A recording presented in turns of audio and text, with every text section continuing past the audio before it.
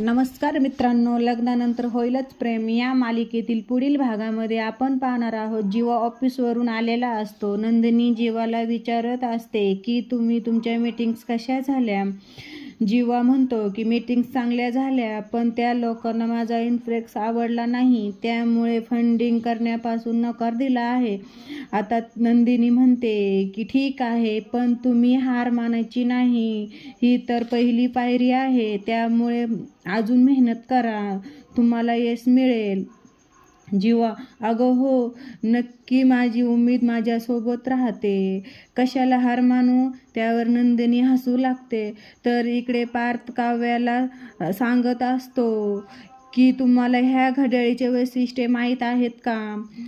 त्यावर काव्या म्हणते नाही, ही घड्याळ आहे ना, हाताच्या नाडीवर चलते. ज्या दिवशी घड्याळ बंद पडेल ना, त्या दिवशी समजायचं की नाडी बंद पडेल. असं बोलून काव्या लगेच पार्थच्या तोंडाला हात लावते आणि म्हणते असं अपशकुन बोलू नका, तुम्हाला काहीच होणार नाही पार्थ, मी तुम्हाला काहीच होऊ देणार नाही. आणि यानंतरचा भाग पाहायचा